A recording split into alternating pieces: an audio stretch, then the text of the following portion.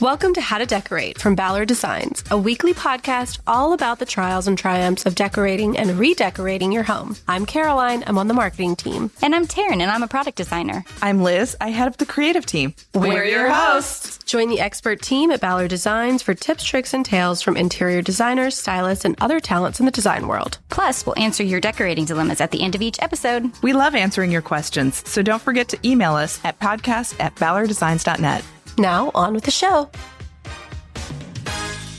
All right, so this week we are thrilled to welcome to the show New York-based interior designer and author Emma Barrell Kemper. Her work has been recognized in publications like Architectural Digest and House Beautiful, and earlier this year, she released her first book, House Rules: 100 Ways to Feel at Home. It's a practical guide to decorating your home, and Emma, we're excited to chat about it. Thanks for letting us take an early glance at it. Thanks for having me here. I'm so excited to speak to you. Yes, this is truly a beginner's guide. Although I guess, you know what, you could enjoy it at any level, but if you are a beginner, it's a great first introduction to tackling a room or tackling a whole home project that you're feeling overwhelmed about. Oh, totally. I feel like after reading this book, I've gotten a degree in project management, interior design, how to be an organizer, and how to be a stylist. Mm-hmm. So I'm good. Well, I'm so happy you feel that way. Thank you. I was really writing it for like my younger self when I was first starting to think about becoming an interior designer, and I didn't really know where to start. I felt like there was no one place where I could kind of go, just reference everything, pick it up kind of in any part of a project. And so that's the book that I wrote. And it does. It's meant to take you through like the entirety of a project, from like how to gather inspiration and think about a budget, all the way to like how high to hang a picture on the wall and how to mix and match patterns, and just things that I feel like are common pitfalls or can just feel really intimidating if you haven't done it before. And it's just like very easy, digestible, actionable tips and tricks. It is. Yeah. And you know what? I felt like it would be a great like graduation book or first home gift. Yes. First home gift, wedding gift. Like you said, if you are super interested in interior design, you may know some things, but you probably won't know a lot of the things in here. I felt like there were many things that I was like, oh, we've recorded 400 episodes of this podcast, and I was still, kind of taking notes. But definitely, awesome. If you're starting out, you'll find a lot in here that is helpful. Well, it was honestly kind of like that for me too when I was writing it, because there's all these things that you just do on a day-to-day basis, but you don't ever stop and really think like, why am I doing this? How could I explain this to somebody?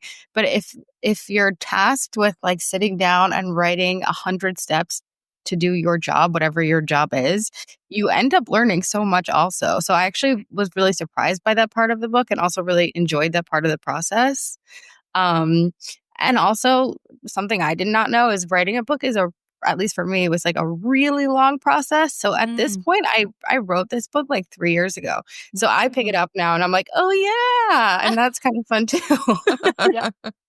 Forgot about this. What are some things that you learned in the process that maybe were surprising? It was more just that I never really like thought through some things that I naturally did. So the part that I kind of enjoyed writing about the most, and not like learned, but just like thought about further and kind of explored in a different way, was how to gather inspiration in the beginning of a project. Because I think for me, that's a really fun step. And for all of our residential projects, it's kind of the first thing that we do. But that can also be very overwhelming. Just like, what do you mean go find inspiration? And I also feel like a lot of times people are asked, where do you find inspiration? The answer is just everywhere, which is, I believe that, but it's not necessarily helpful. So to like sit down and think about like, okay, what am I looking for? I'm looking for things that highlight what I already love about my home. I'm looking for homes that feel similar to mine. I'm looking for spaces that have made really big impressions on me. And then sitting down and like looking for patterns in those and just kind of like how to think about that and how to do it. So it's not necessarily that was like a new phenomenon to me, but I had just never articulated it.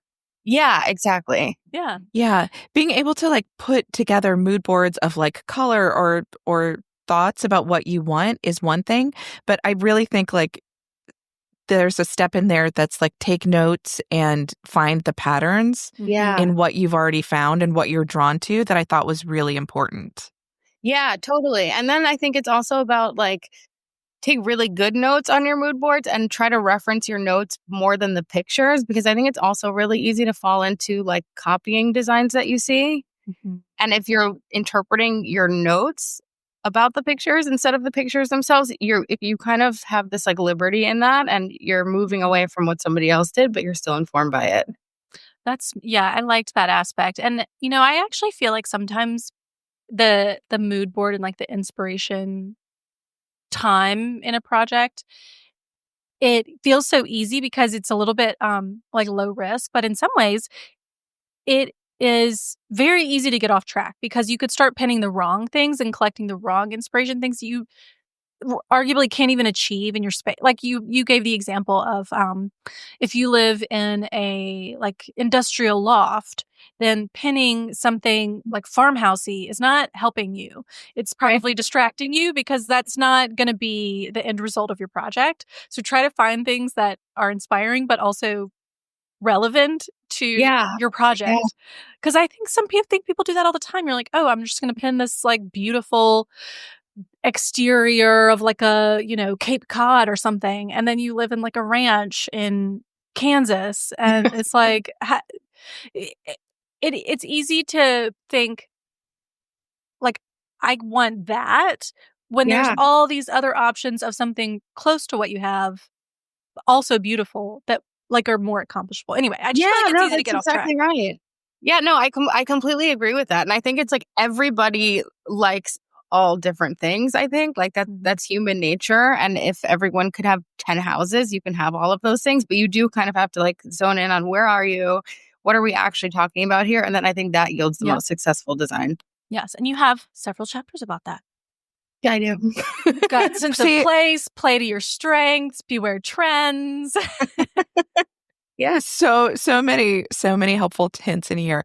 Now, I know when I'm collecting inspiration for mood boards, I'm kind of a like pin it and forget it type of person. Like I'm throwing Instagram things into a folder, I'm throwing pins into a folder. And what's the best way to kind of go back through that and kind of figure out what's going to be an appropriate thing for me to put on a mood board that's realistic? I think once you have like a decent amount of images gathered, it will become obvious what the outliers are. And if something just isn't gelling with the rest of the images, I think you can cut that one out. Unless, of course, it's like the one that you're the most excited about, and then definitely leave it in. But I think like in the natural course of a project, you'll kind of know when you're ready to move into the next stage. Like you'll be like, okay, I kind of understand like what the concept's going to be, what I do want this to feel like. And now I'm ready to, actually implement all of these things. You could also, if you really feel like you're kind of spiraling out, you could just give yourself like a timeline. Like by the end of this week, I'm going to start making decisions, and then give yourself that deadline, look at what you have, and just like force yourself to keep going. A deadline is always helpful. I totally agree. Yeah. I wanted to talk a little bit about mood boards versus scheming. So scheming is something that you talk about in the book. And can you define what the difference is between those two processes? Yeah, of course. So mood boards to me is more like inspiration images. So that's putting together ideas of things that you can implement, but it's not actually like, this is the table that I'm going to buy. It's more like, I like the idea of a round table and I like how this finished living room looks, but it's not like a link to purchase. So that comes first. And that's kind of what you're looking for those patterns in. And then once you've identified what those are, you're like, okay, I do need a round table. It has to be 60 inches. And so you find maybe 3 tables that you like. And then that's taking a look at those tables and whatever chairs you've pulled and a rug for that room and whatever, and kind of playing around with those different decisions is scheming. So one is more conceptual, and then one is actually putting your design into a schematic and figuring out what you want to move forward with. So it's moving it into reality, taking your mood boards and putting them into reality? Exactly. Okay. That's awesome. And so scheming, you would want to do that in the actual space and kind of really understand. I think what it's you're really doing. helpful whenever you can to do as much as you can in the actual space, because there's always things that you kind of just forget to consider or like aren't aware of, or I feel like it's such a design cliche, but lighting is like so important on how everything looks. So if you have the opportunity to play with these materials in the actual space, it's a lot easier. And I think it's like, it feels a lot more natural. Like you kind of know what you should pick, I think, at that point. Um, Especially like when you're designing for a client, it doesn't always work out that way. But if you're doing your own home and you have the opportunity to do it, I would always go that direction. Even if it feels kind of weird to be like moving through your house, like setting up these different scheming stations, I think it's really helpful. Yeah, and there's always that random thing like an air vent or Yes. funky section of the wall that's irregular or something. Like there's always those 100%. random Yeah. A things. light switch where Yeah. you wanted a picture or like, yeah, always. Yeah, and those are so annoying. So annoying. But you're not going to move the light switch. I guess maybe some people might, but yeah, so it could totally throw it off. So it's good to see it in person. Yeah, that's a good point. Yeah, exactly. And also the other part of the like lighting element is checking it out like in different times of day and also maybe in different weather if it's like a rainy day or something, because it really can, like paint, I think specifically, change so much, and paint is so impactful in a room that that's not something that you want to leave to chance. Yeah. You actually had a great section in here about lighting, and I think actually maybe it was in the paint color section about picking paint, which we can get to in a little bit. But that's also something I think is so important about observing the actual space you have, is being realistic about the lighting that you have. Yeah. Everybody wants a really bright, well-lit room, but no amount of white paint is going to take a room that gets no sunlight and make it feel bright and airy. So, yeah, just, maybe be honest with yourself about those light conditions. Yeah. And I feel like being honest with yourself is kind of a theme throughout the book. It's because it's so easy to just like idealize all of it. And you see these pretty pictures on Instagram, and everyone can have a beautiful home. Absolutely. But I think it's like, be realistic about what is your space? What is your budget? What are your DIY capabilities? Like some people can, reupholster their own chairs.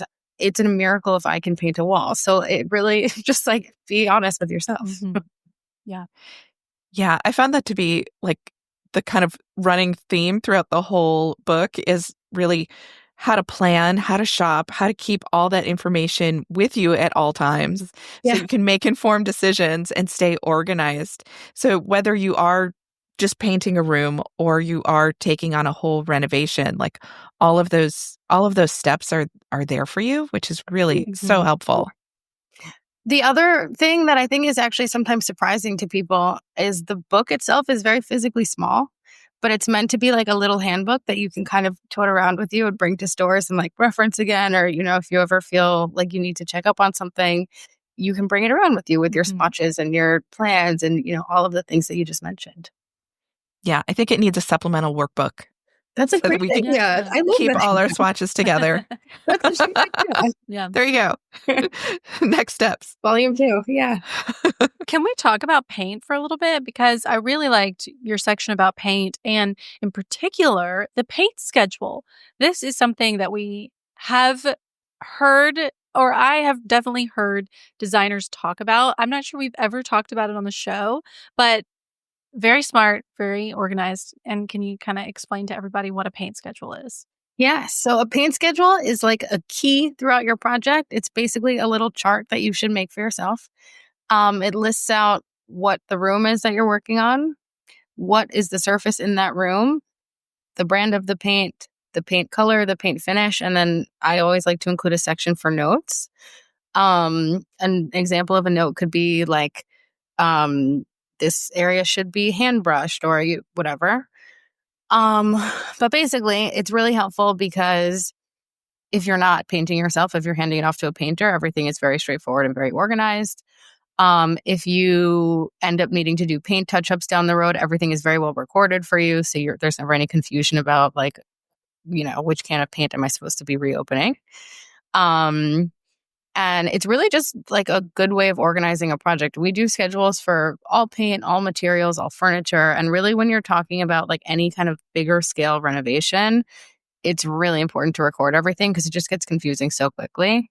And the schedule for the paint is really the schedule we follow kind of for all of those other things I just mentioned. And it's just it's your guide essentially for whatever it is that you're working on.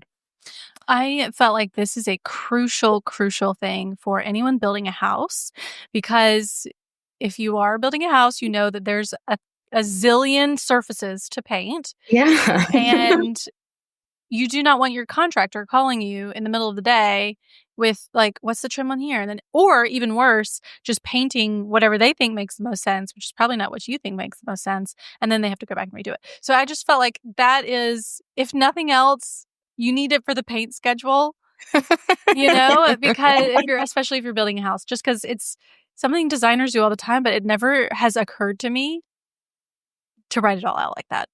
Oh, that is so interesting. I'm actually so happy to know that that's your takeaway, because I wouldn't have realized that was so impactful. I'm happy it helped. I just feel like those are the type of things that like, you're like, oh, I'll remember. And then like you come back later, you never remember that. Yeah. No, how could you? And it's like, especially because so many people do like neutral paint. So then you have 3 different shades of white. They're all in different finishes. And you're just like, how would I ever know this? Yep. And I have, for example, in our living room, I did the same trim and wall color, like in a white, right? But then the white is used on all the trim around the house. But then in your basement, you've got like the flat white, you've got the ceiling white, you've got the trim white. They're all different ones, and they kind of look the same. I mean, even on the wall. And I have definitely touched up using like satin, not realizing that the wall color, anyway, whatever. I'm confused now just talking about it, which shows you that I was definitely confused trying to touch it up and like touched up in the wrong finish essentially. And then it didn't look right and had to do anyway. So yeah, no, it's very easy to do. Right. It's an easy mistake to make. Yes. And that's something that I've certainly heard designers talk about, like, oh yeah, our paint schedule, but you never visualize what that really means. So I thought that was cool. What about, paint color is like such a, just, I think, troubling aspect of a project for many people because there's so many options, and getting the wrong paint color is really easy and can really throw things off. So what do you think are some common things people do wrong when picking a paint color? And what advice would you give them? I think probably a really common pitfall is, instead of doing paint swatches on your wall, looking at the website photos of whatever the color is, which is really helpful to give you a general idea of what it is, but it doesn't honestly really mean that that is how your room is going to hold that paint color. So I do think it's extremely important. I know I kind of said this before, but I just really feel like you can't not paint in the room. And also, you can't look at the paint until it's dry because it looks completely different. So if you do that whole swatching process, give yourself a few hours and then come back to it, because you actually might have a completely different reaction than when you first put it on the wall. And then I also think people are maybe a little bit too timid about paint, because it does make such a big difference. It's also the easiest thing to redo. Like if you paint a wall and you hate it, paint it again. It's okay. I mean, not to be like flippant about it, but of all the things, like it's not so scary. So I feel like you can give yourself permission to do something that's like a little bit more fun or a little bit more bold. And probably you will love it. But if you don't, you paint it again. Yeah, but like test it. Totally test it. Always test it. Oh gosh. I've definitely, even, and you're probably, I don't know, maybe it's just me, but I have to test it like multiple times. So I'll like go and I'll do my research and I'll pick like 5 colors. I'll test all of those. And then inevitably none of them are right. And I have to go test it again, like a few lighter, a few darker, some a different tone. And so I feel like it takes a lot of patience going in and like giving myself time is the most helpful, because if the painter is coming tomorrow, then you're probably going to pick the wrong color because you just aren't giving yourself enough time to like go back to the paint store, get more samples, test it again, and you just don't want to be making that decision under duress. No, that's so true. And especially because then it like starts creeping into the night and then you don't have the light to see the paint colors. And like, no, that sounds very stressful. Yeah. So I don't know. That's definitely something I've done wrong and suggest to not avoid if you can, or avoid if you can. Yeah. The other thing you talked about with paint, just in the book that I enjoyed, is you were kind of talking about like using paint to accent or camouflage things. Like use a contrasting trim or color to accent aspects you like. Can you kind of explain that a little bit? So if you paint something the same color as your walls, whether it's like an exposed pipe or a radiator or even a piece of furniture maybe that you're not trying to highlight, it will make it kind of disappear a little bit, like hide into the room. The opposite of that is if there is something kind of special about your room that you want to stand out, maybe it's a cool piece of millwork, maybe it is an exposed pipe and you want it to feel like an industrial space and you're trying to play that up. Kind of same thing. You can use paint to your advantage to highlight that.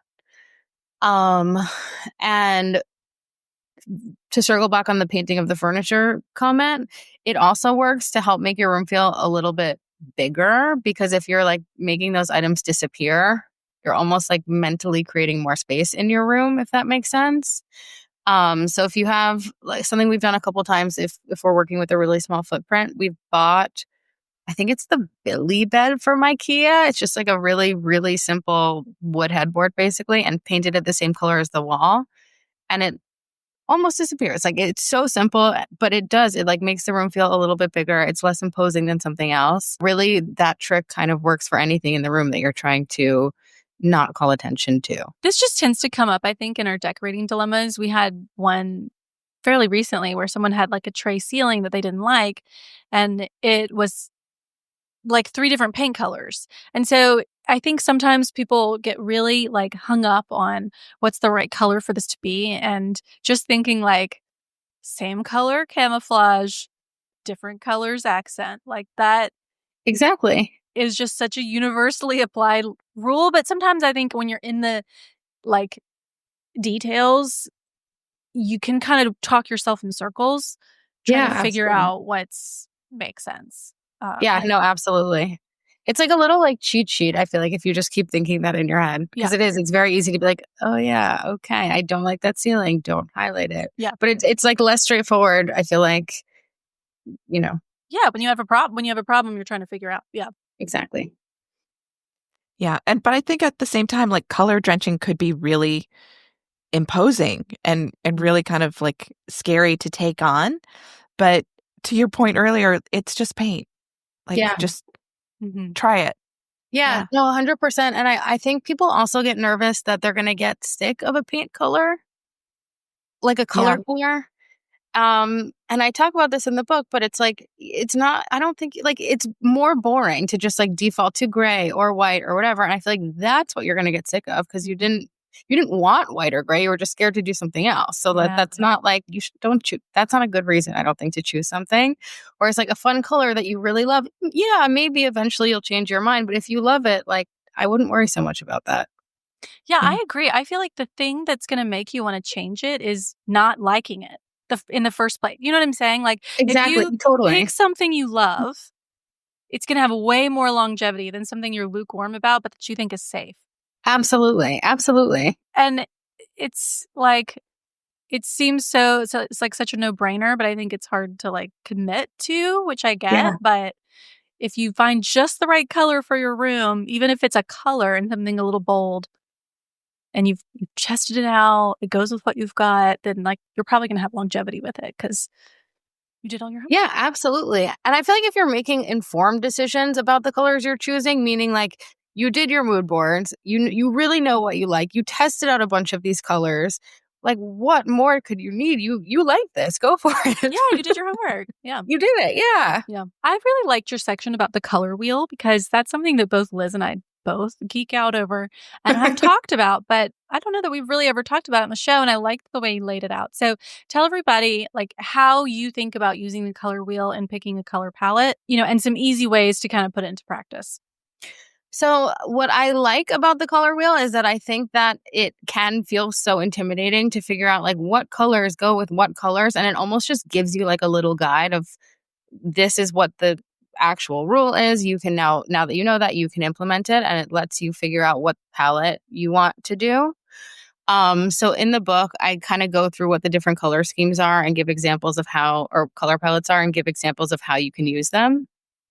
And also talk a little bit about which ones are commonly seen in interiors, which ones to maybe avoid. And then it also gets a little bit into color psychology and just like, what do these different palettes make you feel like? And for me, that one is more just like, really, I kind of feel like this is a rule that you're allowed to break. Like, whatever colors you like, you should go for them. And I think like ultimately it's that. But if you're not feeling confident in that, using the color wheel kind of teaches you like, okay, here's like a good, I don't know, like boundary parameter, I guess, formula for you to use.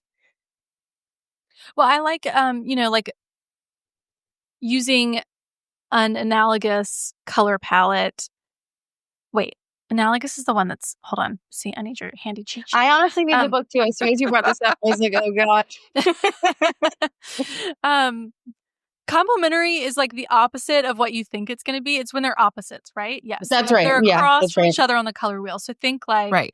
Blue and orange. Blue and orange, right. Yeah. So orange is going to like energize blue. So if you want a room that is calming and you want to have blue as your main color palette, then don't add orange in there, because then it's going to like add energy to the room. Instead, add green, which is going to, it's just like a very That's exactly right. templated way to think about the color, and you can kind of take that in any direction, but at least gives you a pathway to narrow down, because like there's so many colors and you can go so many directions, but like what's going to achieve the mood that you put your mood board together and get you there.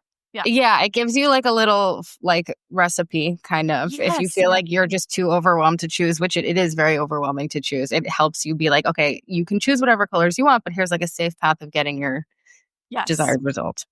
And I like the analogous color. Yeah, those are the ones that are side by side.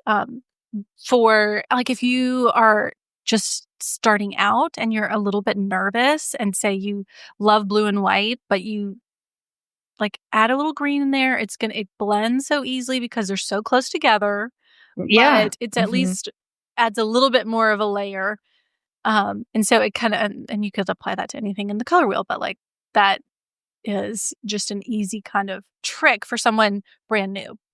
Yeah, completely. And then it's also, how much of each of those colors. So it's like create like a hierarchy within that. So if you're going with blue and white, maybe blue is your like hero color. You're going to do 60% blue.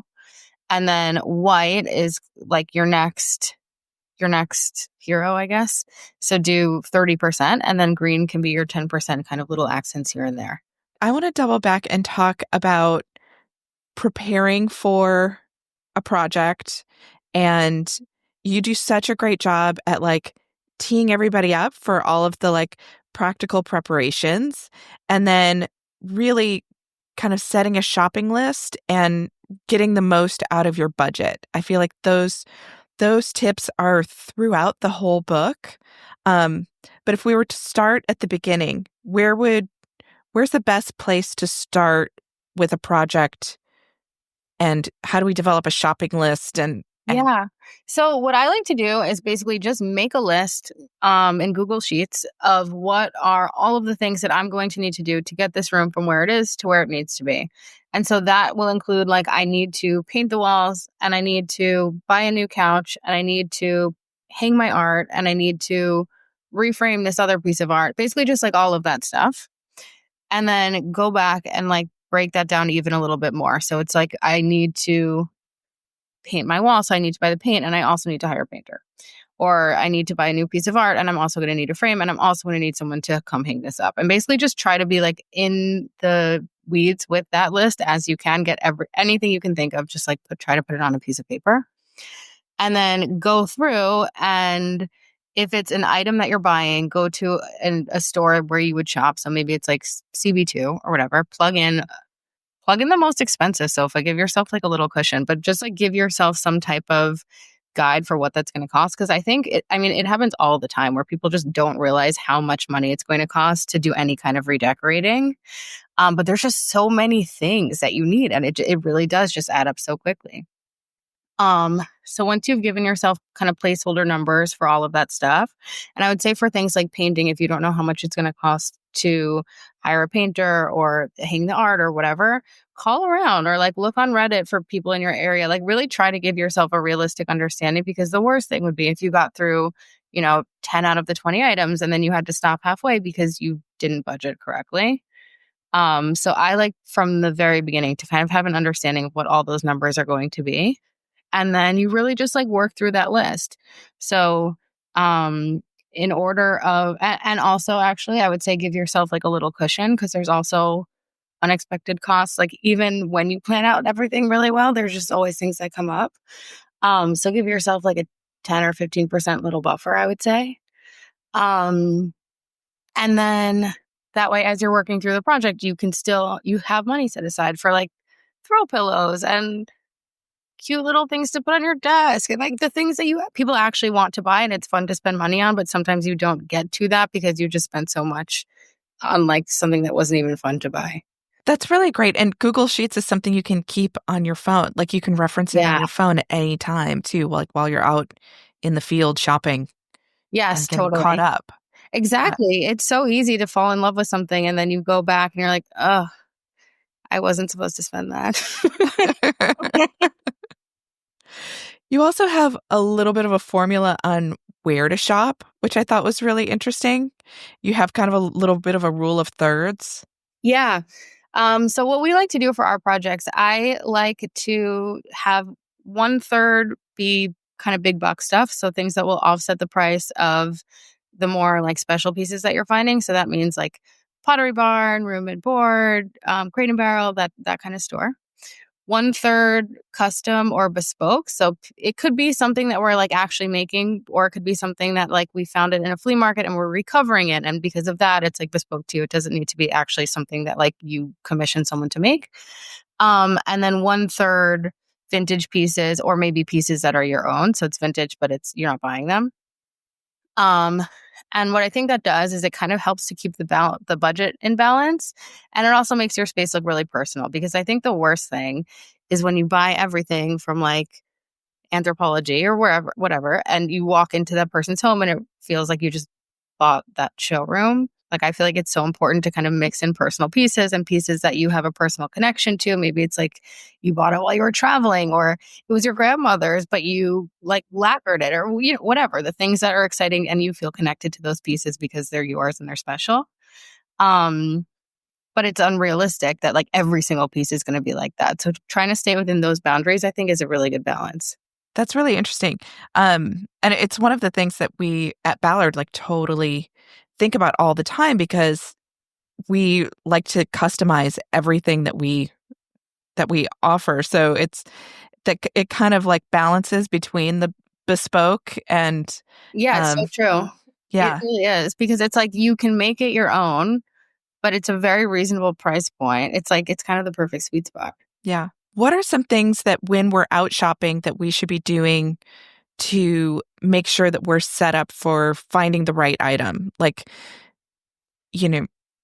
what's the best way to go out there and to get into the stores and to go shopping? So I think that understanding the scale of the piece that you're looking for is so important.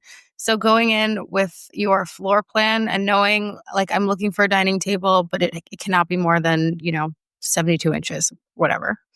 And then also, I really like fall back on mood boards so much, but also just knowing what's my design concept, meaning like, how do I want my home to feel? What's like the through thread throughout my entire design? And always checking back in with that. And I feel like, and again, the budget actually. So then kind of knowing those three things, what do I want it to feel like? What is the size and what's it going to cost? You can kind of narrow down a lot of what you're picking through, and hopefully find something that you love. Yeah. And getting swatches when you're out shopping, I think, is really a huge thing to do, especially when you do go back to that stage where you bring it on back and you're kind of scheming in that room. Yeah, absolutely. I feel like as much as you are allowed to bring home with you, you always should, because it's so nice to be able to sleep on it. So if it's like physical samples of anything, I think that's so great. Tear sheets, I think, are so helpful. And the other thing that I like to do with swatches of anything are like, if you have kids or pets or you're like, I love red wine. I don't know, like spill it on the swatches and see how it holds up. Right? Yeah. I'm a big proponent of the pet hair. Like, Yes. take your sofa fabric, rub it all over your dog. What does the pet hair look? I'm dead serious. I I've love done this. that.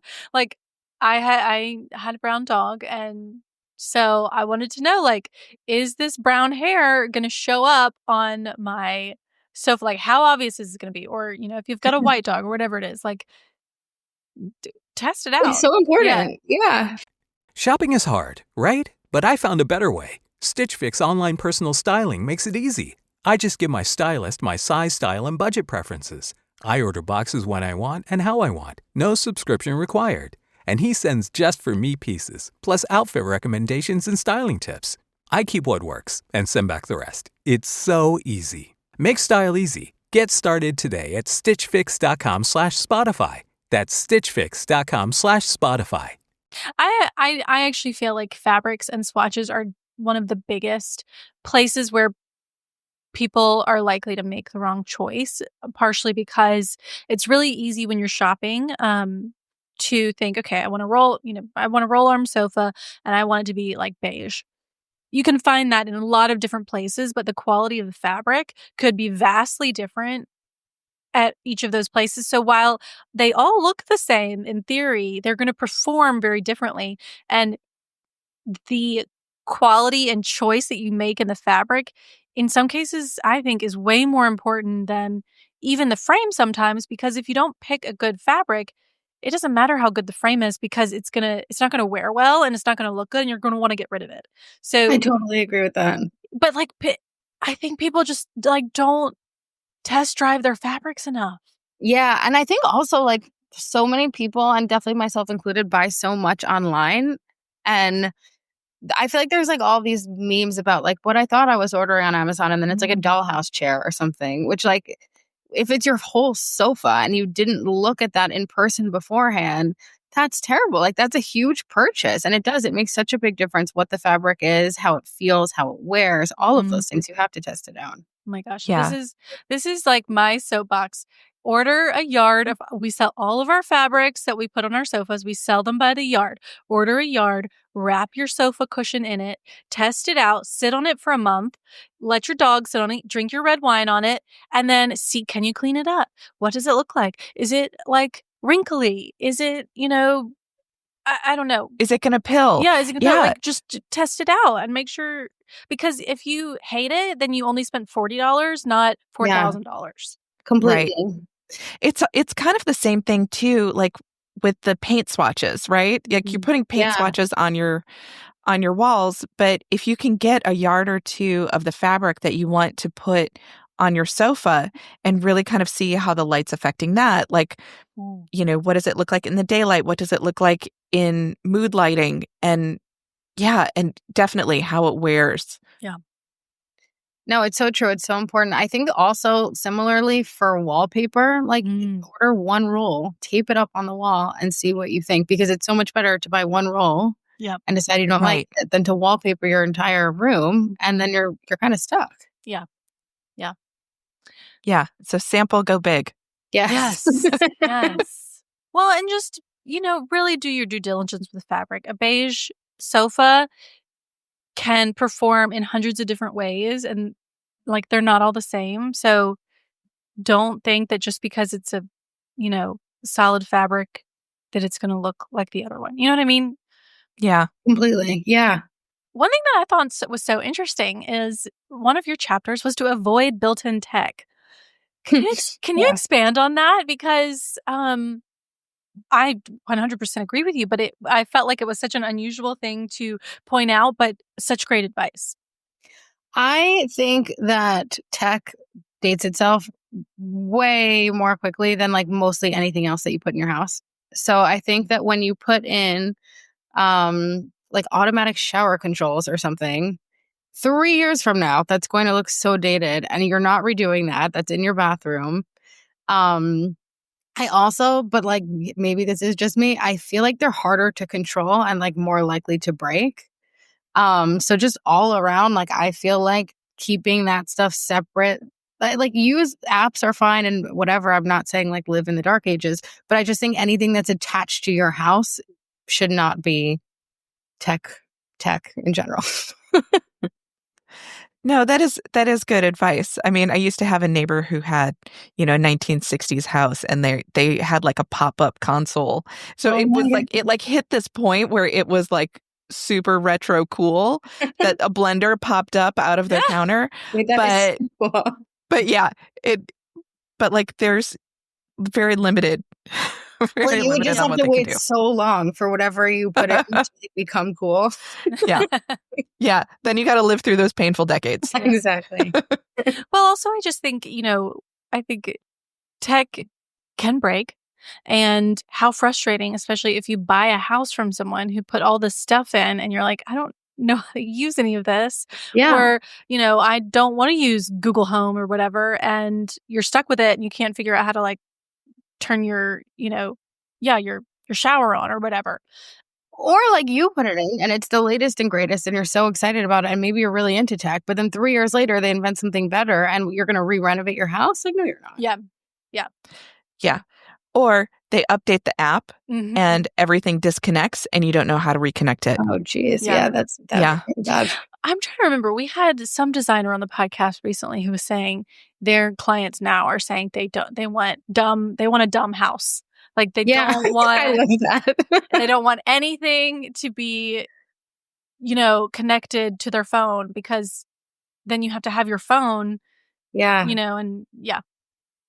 I like that saying. That's funny. But that whole concept is kind of lives within this like future-proofing your house section of the book, which I think is really, really great. So what are some other tips that we can take away for future-proofing our houses? I think avoiding any kind of trends as best you can is a good one. I think it's a lot easier to say that than to do it, especially now. It's like we're looking at so much content all the time and it's impossible to not be influenced by it. But I think that if you fall back on choosing things that you love and have always loved, you are future-proofing your house. Because if something feels good to you, it's always going to feel good to you. It doesn't mean that it felt good to you today and like 6 months from now, you're going to be over it because that's just something that's been tried and true and you know that you like it. I also think that following kind of let your house dictate what it needs. So like follow your own architecture, figure out like when your house was built and what kind of materials were being used then and what were the different profiles for faucets that were being used then. Just kind of all of that stuff and making it feel true to your house. It makes it feel classic. And so again, it's not going to date itself. And it's just like when in doubt, look to the past. Don't look for what's cool now. And that will keep things feeling more timeless. And then the other thing that I talk about a decent amount is falling back on like vintage and living materials, meaning things that aren't going to stay frozen in time. Because I think if you put like a vintage area rug in your room, for example, that's already like 75 years old, it doesn't feel like you necessarily bought that in 2025. You could have bought that at any given point. And so it's not so of any particular moment and it's going to have a longer lifespan. I also love that you added mixing metals as part of a way to future-proof. Yeah, I think that there are metals that become really trendy. So there are like the obvious ones, like I feel like black metal had like matte black metal had like a moment. And now I feel like you would have to renovate. Like I feel like you would probably already, I feel like I just offended people. I don't want to say that. No, but I mean, if you're not like settling in all on one, that makes basically it seems easier to swap out. It's easier to swap out, but it's also you probably won't need to as much because instead of anchoring yourself to one time period when something was popular, you introduced hints of it, but it's not necessarily the overwhelming material in the room. So you got to use something that you like, but it also isn't like the defining factor. No, Right. that makes so much sense. Like, I think we've all seen those houses where, maybe it was like that polished brass from the 90s. And literally every the the like switch on the ceiling fan and the bathroom knobs and the kitchen faucet and the kitchen knobs and it's like literally the rim around the shower door, every single thing was the exact same finish. And so then, yes, it had a single moment. Exactly. And then you walk in and it's so easy to spot that. Whereas if you've got like, maybe you've got polished brass in one room, but then you've got some nickel, you've got chrome, you know, it's sort of like varied throughout. It's like harder to spot and put a timestamp on it. Yeah. Exactly. It also makes it easier to like change things around if you want to in the future. Like I was talking with somebody recently and they were doing a renovation and they were saying how they really wanted to do all chrome everywhere. And I was just cautioning them that like, if 3 years from now they want to renovate only one bathroom, is it going to feel weird to them to not go with chrome then because every other thing in the house is chrome? True. And so I feel like it's human nature to change your mind and evolve and want to redo things. And it's part of just having fun and enjoying your home. Mm-hmm. And I feel like if you make your rules too rigid for yourself, you're kind of like taking away that experience for yourself. Mm-hmm.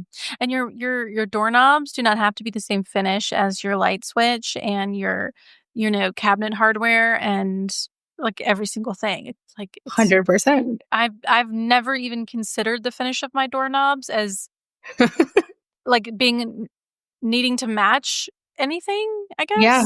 But there's like that polished brass doorknob that I can just think of with, you know, that certain house. Yeah.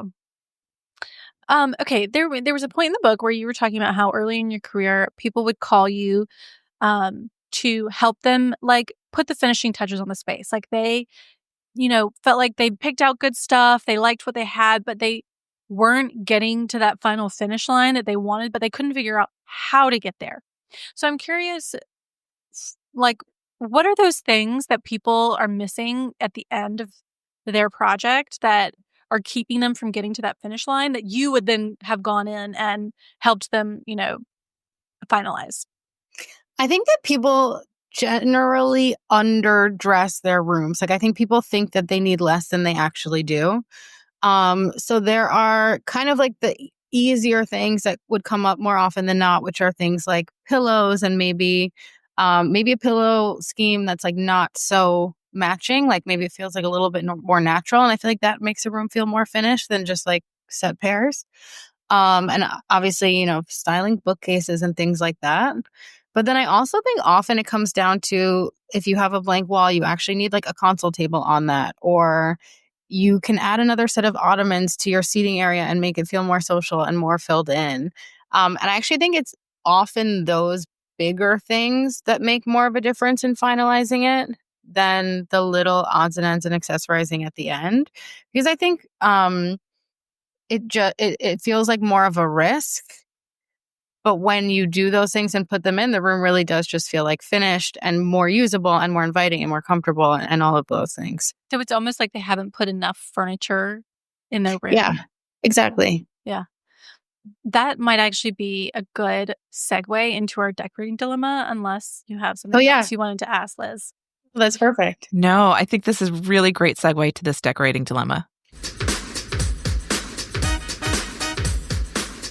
From Kristen, and she says, "Hi, Ballard ladies. I'm Kristen from outside Philadelphia, Pennsylvania. We bought a house 2 years ago as a flip, and while it's not our forever home, I aim to invest in quality pieces that last.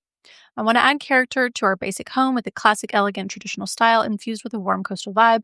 Think Nancy Meyers and Ralph Lauren. With a 7-year-old son, dog, and husband, everything needs to be practical yet put together. Here's my living room dilemma. Our current 31-inch round glass nesting table, coffee table, needs replacing due to maintenance and sturdiness issues. I'm considering alternatives that accommodate drinks and snacks without matching our existing sofa ottoman. What style would you suggest? And then an area rug. I plan to use the Ballard Designs Antelope hand-tufted rug, good choice, in natural. I'm torn between a 9x12, which will extend past the sofa towards the kitchen, and a 10x14, which will nearly touch the media console. Which size would be best? And then in the dining room, another area rug question. The space is rectangular with a jut out on the right, and the dining table is 60 inches round. I'm considering a 9x9 square wool rug. Thoughts on the style, pattern, and size? Paint. Currently, the walls are gray throughout both rooms. I'd like to explore a neutral for the living room and a different color for the dining room, possibly incorporating white. I'm hesitant about wallpaper due to potential resale in 5 years. Which whites or colors would you recommend? Thanks for considering my questions. I love your podcast, and I'm a loyal Ballard Designs customer. Thanks, Kristen. She has such a pretty space. I'm It is so such impressed. a pretty space. It is It's so beautiful. pretty. It's She's so done an excellent job. relaxing. Yeah. Okay, what are your initial thoughts? Okay, so for the living room, specifically for her question surrounding the coffee table, because she mentioned that she has a young family, I would probably do a wood coffee table that has some type of texture already to it, so that if her kid is like coloring on there or whatever, not on the table, but on a piece of paper on the table. Or on the table, because that's what's going to happen. Let's be real. Yeah. Or on the table, that it can kind of stand up to that, and she doesn't need to stress about everything looking so perfect. She has a darker floor, so I think I would probably actually do a lighter wood finish for her coffee table. Maybe that's something that pulls from the matchstick shades that she has, just to kind of keep it feeling like light and bright and warm, like she mentioned. And then for the area rug, it's so tricky. Normally, I would always say size up. But as long as it is coming past the sofa, I'm actually going to say in this case, do the 9x12 because it makes me nervous that she's starting to inch towards the kitchen otherwise. And I wouldn't want the counter stools to back up onto the rugs. So I would go with the 9x12. And I love the style of the rug that she mentioned. Yeah, that rug can go anywhere and everywhere. It's so fun also. I think it's going to look really nice with her blinds and her leather chair because it has some of that like caramel color in it. Mm-hmm. Yeah. She's done a beautiful job. Okay. I kind of like the coffee table. I mean, I know she says she can't keep it for stardiness issues, but it looks good. It's a great size. I know it looks really good. Yeah. I know, honestly. And it seems well sized too. It's great. It really does. When I was looking at this room, I was almost like, I don't want to give my opinion. She's doing great. Yeah. What are you doing? And then there's the dining room rug. What are your thoughts on that? Dining room rug. Okay. I kind of like the idea of incorporating some color. So she obviously has a lot of blues going on. I think I would pull from that. So wool was a really smart choice. It's going to wear really well. I think something maybe geometric because she has the rug in the living room that's not so far. So maybe like a Greek key or something along that line. I think in shades of blue would be so nice. What about her paint color? Currently the walls are gray and she wants to do a white. Yes. She said white. She's looking for a neutral in the living room and a different color for the dining room. Possibly white. She's hesitant about wallpaper. I think she should do wallpaper. I know. I feel like peel she and should stick. too. And then she should do a peel and stick, honestly. You know what I really think would be so pretty? A peel and stick grass cloth in also another shade of light blue would be so pretty in there. Mm-hmm. Or even like an indigo color. I mean, I know that would be dark for her, but it might be a nice contrast. It would be beautiful. She has a lot of light in here, so it wouldn't be crazy to put a dark color because you've got so much light that it probably won't end up feeling that dark. Right. And it'll just be so dramatic. It'll also make her lighter furniture pop, I think, in such a nice way. Yeah. Mm-hmm. Would you suggest doing grass cloth above the chair rail and below the chair rail, just one or the other? I would do the whole thing. I think it's nice I think it's more impactful and it feels more immersive when you do floor to ceiling. So I would do it all. And then I would paint the chair rail a color to match, to basically pull from that grass cloth. So not white. Not white. Okay. Well, Kristen, we're hoping that you are skilled enough in your DIY to do peel and stick on your own. And then that way, when you get done, when you're ready to sell in 5 years, which is a long time, by the way. So you'll still get a lot of use out of this wallpaper. And I've got to say, peel and stick grass cloth is very forgiving because you don't have to match a pattern. And I've done it myself. So you got this. So you said light wood table, similar size to what she's already got. Make sure that it's already got like some texture or, patina to it so that you're not terrified that it's going to scratch. 9x12 area rug for the living room. Something with a geometric in the dining room. And then the peel and stick wallpaper in the dining room. She's good to go. I know. She's She's so got good such to a go. good... You have a great eye. Yeah. I honestly think like if she gets the rug in there, she might even keep the coffee table. I know. The coffee table is really nice. Well, she said it's a sturdiness issue. What did she say? She said maintenance and I think sturdiness. with the little ones. Oh, and probably fingerprints. But a rug might help make it feel less wobbly. Yeah, true. Oh, that's a great point, actually. Yeah. Even if you don't want to keep it for here, you should keep it and just like don't get rid of it because it's great looking. I like the finish. Yeah, and she's moving in 5 years, so you never know in her next house. Yeah, you might have 2 living rooms in your next house. Yes. Yeah. Okay, well, thank you for listening, Kristen, and best of luck, and let us know what you decide. Thanks for writing in. All right, Emma, tell everyone where they can find you, follow you, and pick up your book. My website is emmabarrell.com. My Instagram is @EmmaBarrell. And my book, House Rules, is on Amazon, at Target, Barnes & Noble, wherever you buy your books. Nice. It really was really enjoyable. So thank you. And again, great housewarming gift to anyone that's like, or, first apartment, anything like that. Yeah. Thank you so much. This was so much fun. Yes. Thank you so much for having me. It really was. Thanks for joining us. All right, that's our show. And that's our show. You can find all of the show notes on our blog, howtodecorate.com/podcast. To send in a decorating dilemma, email your questions to podcast@ballarddesigns.net so we can help you with your space. And of course, be sure to follow us on social media at Ballard Designs. Don't forget to subscribe wherever you get your podcasts so you never miss an episode. And please leave us a review. We'd love to hear your feedback. Until next time, happy Happy decorating.